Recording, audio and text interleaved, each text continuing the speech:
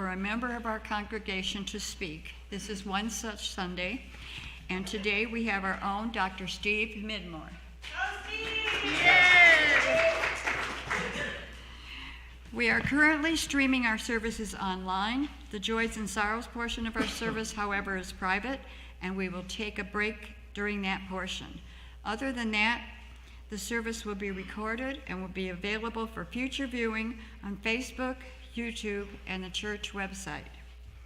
Wearing masks is optional right now, but if you are ill or think you have had contact with anyone who has COVID or any virus, please attend virtually. Now please let your Facebook and Twitter friends know that you're attending worship with hashtag First Unitarian Hobart. Now please silence your devices and take a deep breath. And another. And join us in the spirit of reverence.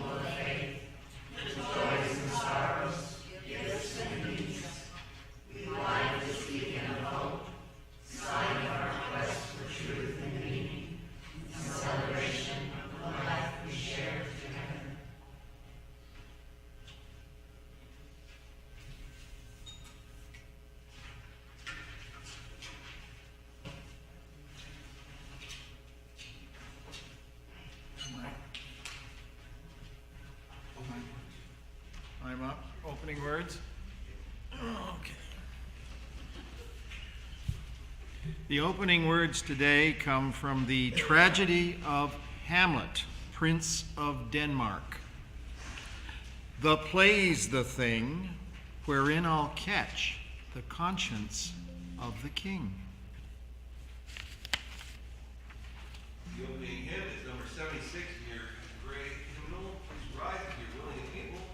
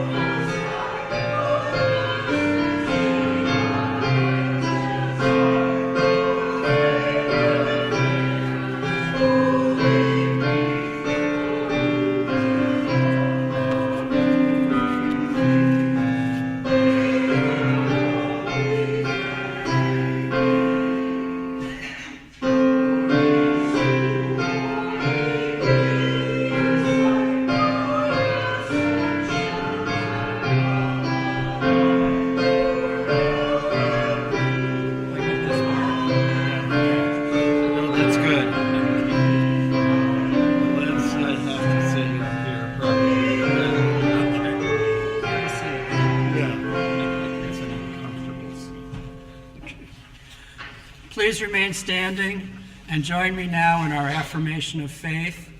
The words are printed on the laminated handouts in the pews and in your order of service. Love is the doctrine of this church. The quest for truth is its sacrament. Service is its prayer. And this is our covenant, to dwell together in peace, to seek the truth in love, and to help one another. We are striving to create a space which is both spiritual and safe. However, we recognize that not everyone can attend in person. We extend a special welcome to everyone who is joining us virtually today. Thank you to our tech team for making the live streaming and recording possible. For all those present in the sanctuary, please take a moment to greet your neighbor by waving your hands and letting the warmth of your smile fill the spaces between us.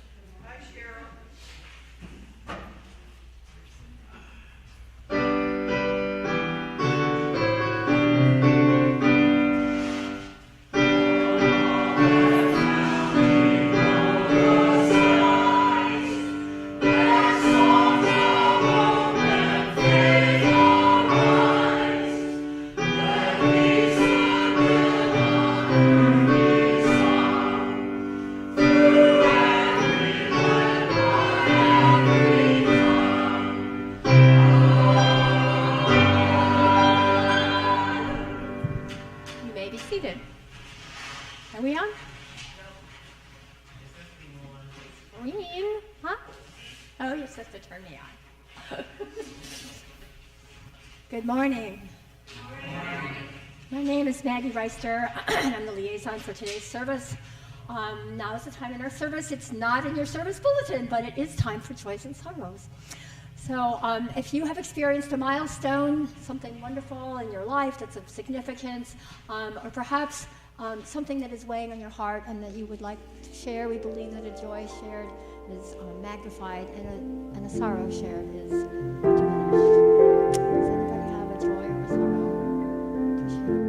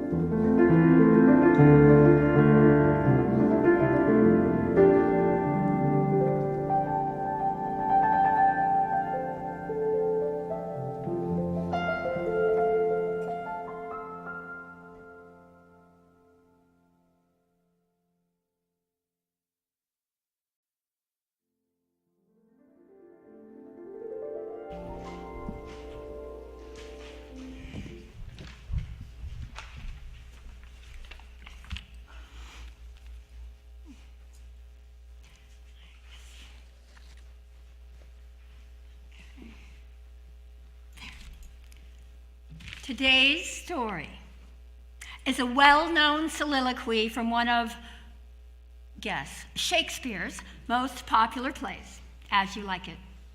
It is a reflection of perhaps the bard's most famous sourpuss, Jaques.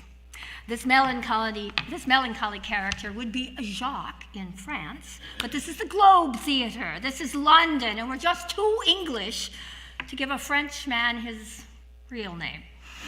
Maybe that's why he's so cranky. He serves as the jester to Duke Senior, who lives in exile in the forest with his loyal followers, sometimes called his merry men. But Jaques is not so merry. He's melancholy but witty. He's not Shakespeare's most accomplished jester. As You Like It is a comedy, but Jaques is rather tragic in a funny way. Now, yes, the Duke, timing.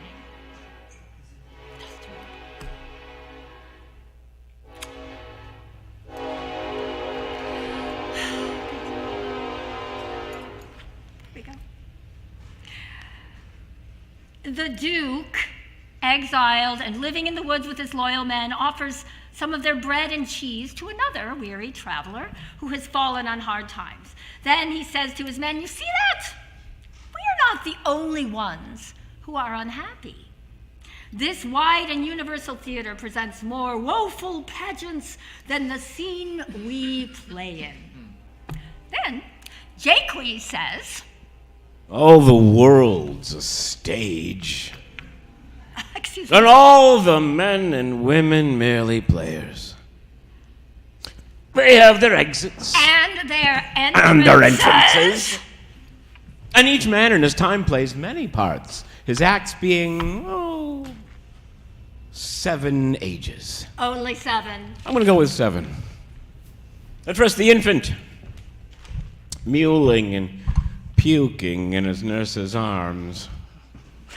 And then the schoolboy, the whining schoolboy, with satchel and bright shining morning face, creeping like snail, unwillingly to school. And then a lover, sighing like furnace, with a woeful ballad made to his mistress's eyebrow. And then a soldier, full of strange oaths, bearded like the leopard, jealous in honor, sudden and quick in quarrel, seeking the bubble reputation even in the cannon's mouth. Then the judge, in fair round belly with good capon lined, with severe eyes and beard of formal cut, full of wise saws and modern instances, and so he plays his part. The sixth age shifts into the lean and slippered pantaloon. With spectacles on eyes and pouch on face, on side. His youthful hose, well saved, but a world too wide for his shrunk shank. His big manly voice shifted to childish treble, piping and squeaking in his sound. Last scene of all that ends this strange, eventful history. His second childishness and mere oblivion. Sans teeth, sans eyes, sans taste, sans everything.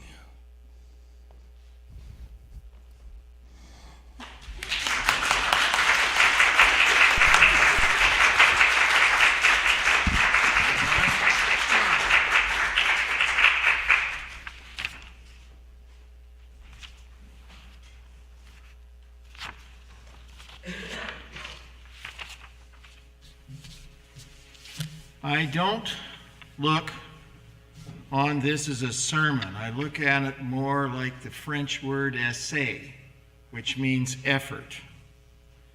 And I have to start by thanking a man called Fred Wagner, who used to wear wool pants that were so old they were shiny. He used to wander into my English class wearing a jacket like this. He'd stick his pipe in his pocket. They had a big table at the front of the room, and he'd climb up on it and he'd lay down. And he'd pull out a copy of Hamlet and he'd read a few lines. In my senior year of English, this went on for 5 months. I've never had a better education. The question with Shakespeare is, why Shakespeare?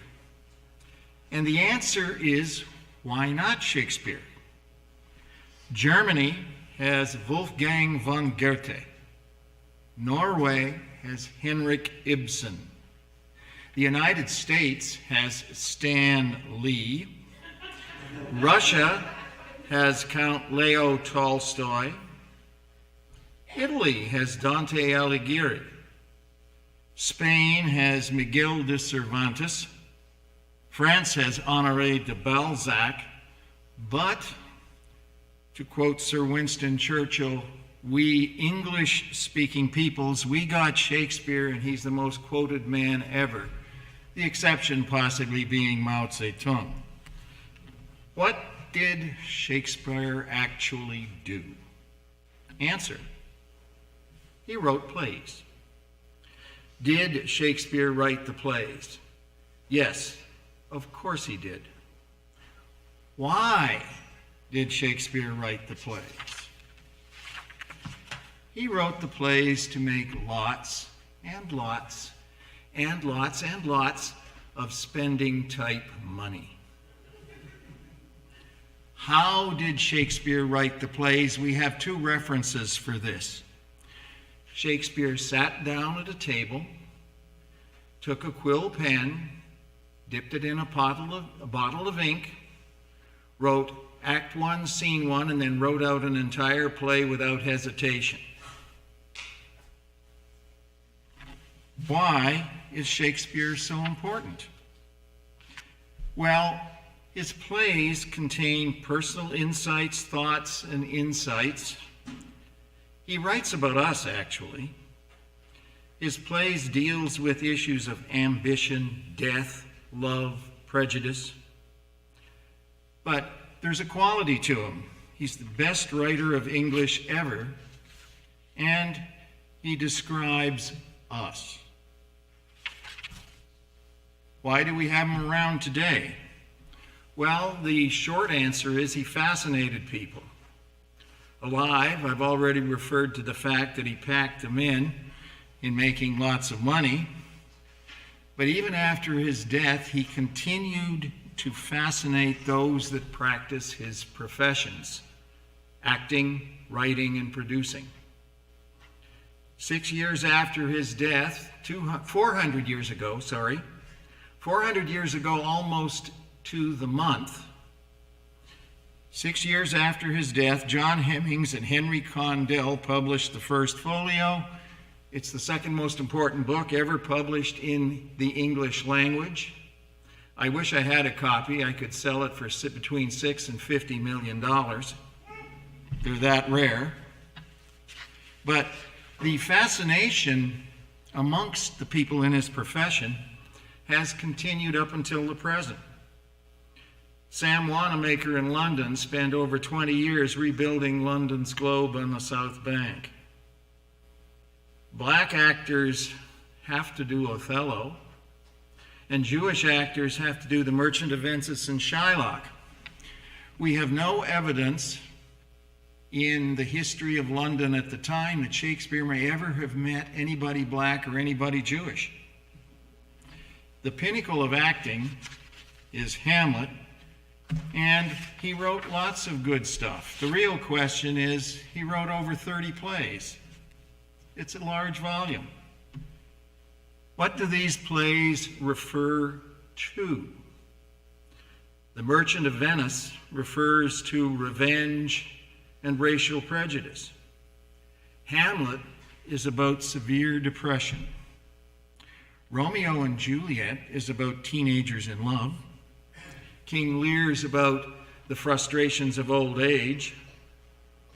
Othello is about spousal abuse and jealousy.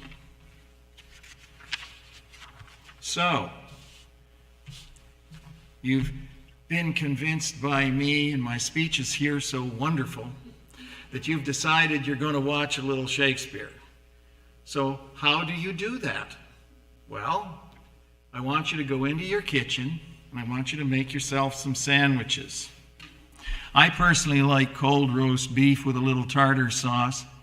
Another good one is ham on rye with a slice of cheddar and Thousand Island dressing. You go into your TV room, you click on a remote, and you got your play on. There's lots of them available. That's the key, really. You don't read Shakespeare or read about him, you watch him. You click on your remote, and what are you going to get? Well, you're going to get stuff you don't like. You're going to get stilted, 400-year-old English in iambic pentameter, whatever the heck that is. I don't know, but it sounds funny, literally. And you're going to get frustrated because this is Shakespeare after all, and you want to catch every word because he's wonderful, right? Well, you're not going to get every word, so don't try to follow it. You're not going to miss the plot because Shakespeare is an absolute master at every scene and setting up characters, so you'll be able to follow even if you miss words. But here's what you're going to get. You're going to be sitting there, it's going to be flowing along, and you're going to get quotes. Shakespeare is loaded with them. He's got long quotes. They're called soliloquies. So, an example. Twelfth Night, my favorite play, by the way. There is a character in it, Sir Toby Belch. He's the buffoon. Toby has, for want of a better word, pissed off the cooks, bottle washers, and servants in Olivia's estate. Olivia needs a man but can't admit that she does, and that's the main plot of the play. But these cooks and bottle washers decide they're going to trick Sir Toby, so they're going to send him a fake letter pretending that Olivia is secretly in love with him. The letter starts off like this, and it's quoted in the bulletin actually. Be not afraid of greatness. Some men are born great, some achieve greatness, and some have greatness thrust upon them.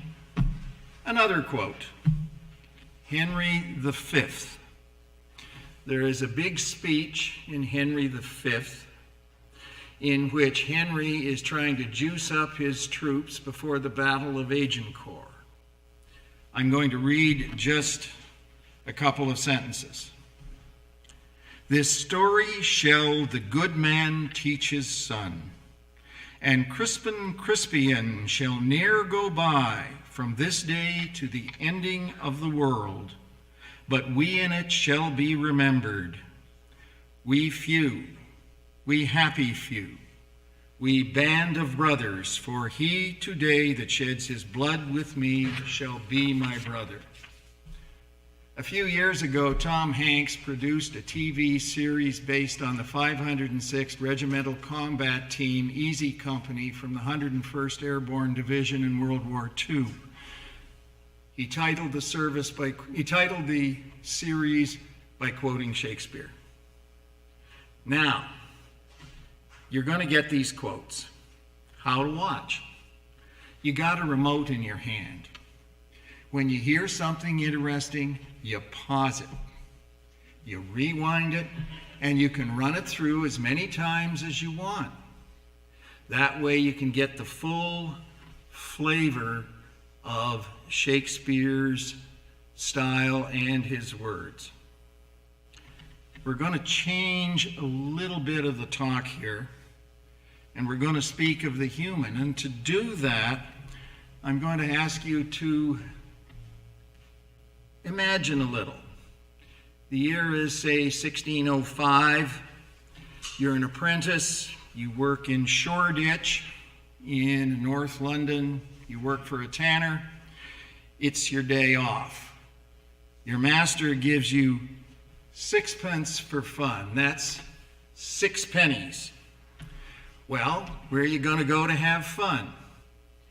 You're going to cross London Bridge. That'll cost you a penny. Once you cross London Bridge, you're in the Liberty of the Clink. That's its real name. It was owned by the Anglican Church, the Bishop of Winchester, actually. Think of it like the red light district or the Strip. You got a choice here. You got brothels, bars, bear baiting pits, and you got theaters. You decide to go to the Globe. Cost you a penny to get in. It's going to cost you a penny to get back home, so you got 3 pennies left. What's the Globe like?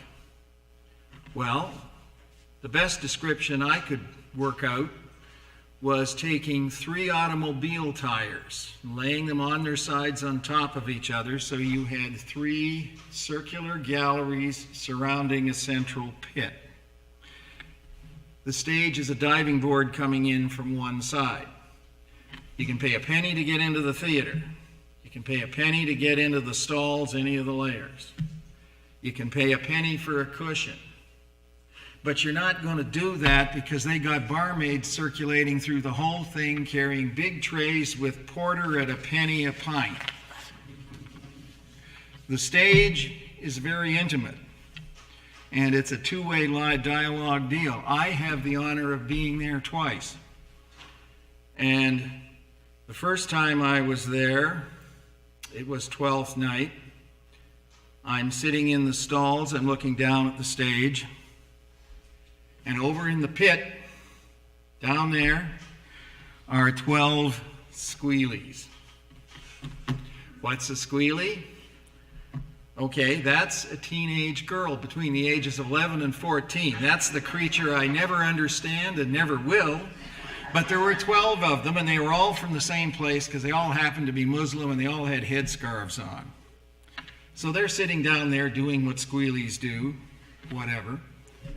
And in the middle of the play, Sir Toby Belch, I've mentioned him before, he's off script.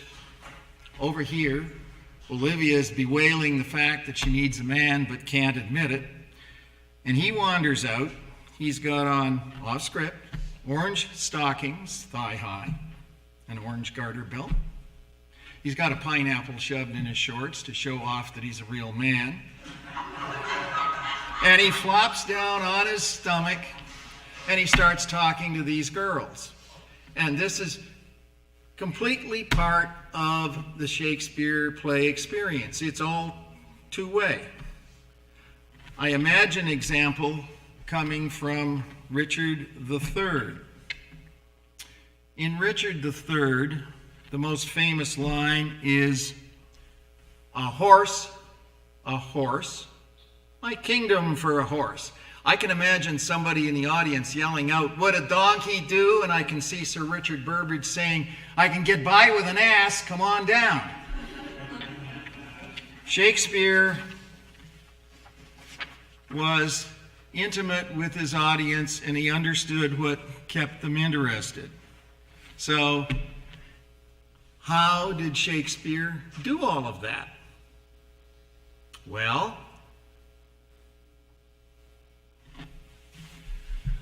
Bill Shakespeare was a dirty old man. His plays are laced with bawdy songs, dirty ditties, and off-color puns. He loved off-color puns. He couldn't avoid them. He had invented the human, if not inventing it, he perfected it. His plays are laced with cooks, maids, nursemaids, soldiers, bottle washers, tanners, butchers, average people like us. They get all the good lines, by the way. Now, at his best, I will illustrate one of, I think, Shakespeare's greatest scenes that illustrates all of this. It's the graveyard scene from Hamlet in the latter part of the play. The scene starts off with two grave diggers in a churchyard digging a new grave through older graves, something that was common at that time. Hamlet and Horatio wander in, and Hamlet starts talking to the gravedigger. And the conversation gets around to how long does somebody lie in the ground after they're dead? Consensus is that if you're rotten before you die, it takes no time at all. But the tanners take the longest because they're waterproofed because of all the chemicals they've messed with through their years. At some point, the chief gravedigger kicks a skull out onto the ground. Hamlet bends over, picks up the skull,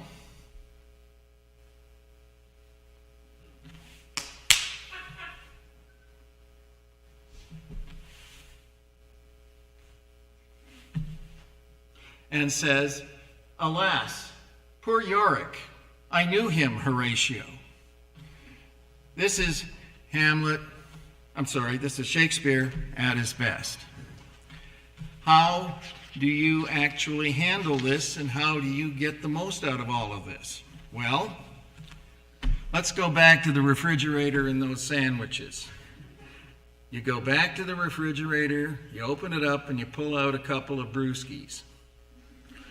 The best way to enjoy Hamlet, I've found, is when you're sitting there, and I'm going to quote Hank Williams Jr. here, with a cold one in my hand. Now, that's pretty well all the stuff I have to say. In your handout, I've given you a sheet, and on that sheet, I've listed plays that I like. These are suggestions only. Okay, there are multiple versions of most of these plays, so if you're picking something, you can pick what you like best or what interests you. These ones I think are quality, but it's Shakespeare, and most of them have at least some quality to them. Also on the list are two books on Shakespeare's biographies. The first one gets more into the political situation in Shakespeare's day. It was a very bloody age. People weren't nice back then. The second one is maybe a little too much information, but it does cover probably when Shakespeare wrote the plays. I'm going to end this getting close to the overtime here by answering one last question. If somebody asks me, I'm going to watch one play, just one, which one do you pick? And the answer is the Romeo and Juliet. The one I've selected has two teenagers playing the starring roles. They do a brilliant job. The play is beautifully edited and done. I think I will sit down now. Thank you very much.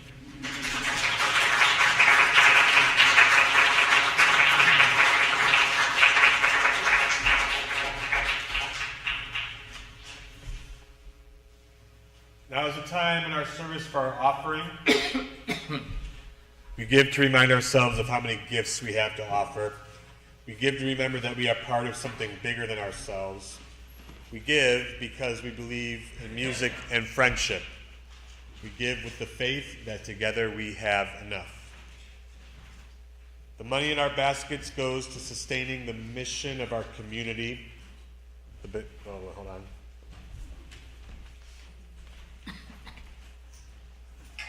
Baskets. And the money in the cups go to our Faith in Action ministry and a different charity chosen by the ministry every month. This month, the money from the cups goes to the OWL, Our Whole Lives program. For those not here with us today, there is an online link on the screen for both one-time and regular donations.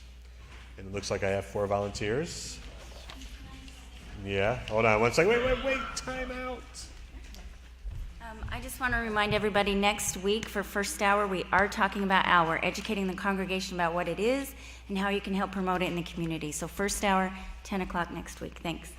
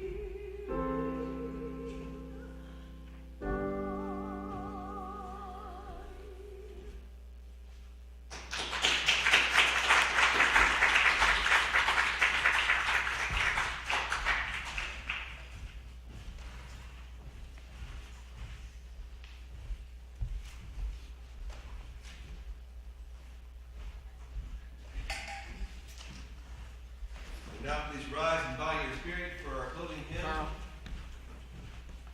Number 77, Seek Not Afar from Beauty.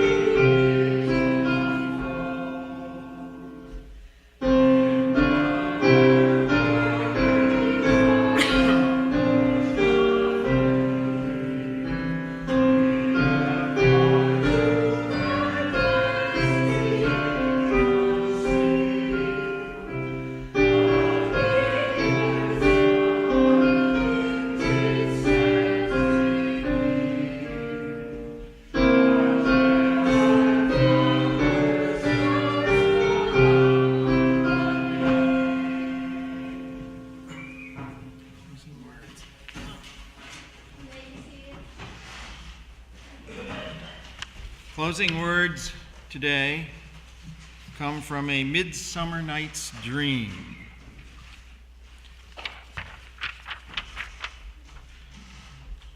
If we shadows have offended, think but this, and all is mended, that you have but slumbered here while these visions did appear. And this weak and idle theme, no more yielding, but a dream. Gentles, do not reprehend, if you pardon, we will mend. And, as I am an honest Puck, if we have unearned luck, now to scape the serpent's tongue, we will make amends ere long. Else the Puck a liar call, so good night unto you all. Give me your hands if we be friends, and Robin shall make amends.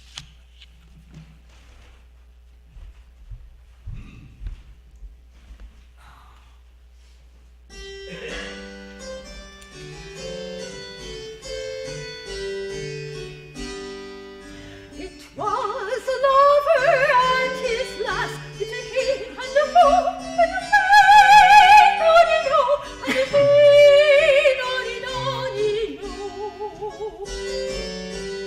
That poor green cornfield did pass in the springtime, the only pretty ring time, when birds do sing, hey ding a ding a ding, hey ding a ding a ding, hey ding a ding a ding. Sweet lovers love the spring in springtime. In springtime, the only pretty ring time, when birds do sing, hey ding a ding a ding, hey ding a ding a ding, hey ding a ding a ding. Sweet lovers love the spring.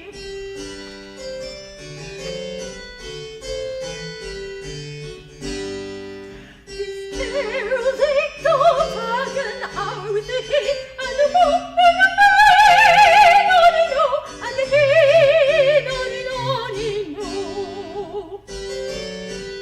How that all life was but a flower in the springtime, the only pretty ring time, when birds do sing, hey ding a ding a ding, hey ding a ding a ding, hey ding a ding a ding. Sweet lovers love the spring in springtime. In springtime, the only pretty ring time, when birds do sing, hey ding a ding a ding, hey ding a ding a ding, hey ding a ding a ding. Sweet lovers love the spring.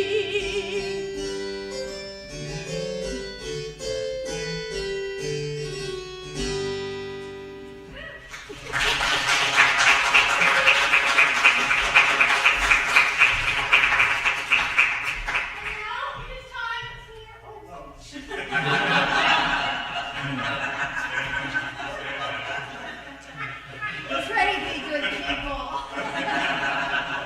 Please join me in extinguishing the chalice as we read the words printed before us on the screen. We extinguish this flame, now the light of truth, the warmth of community, or the fire of commitment. These we carry in our hearts until we are together again. One post announcement, if there's anybody that has any questions on any part of Shakespeare or on anything of this, feel free to ask afterwards. Thank you. It's time for coffee hour.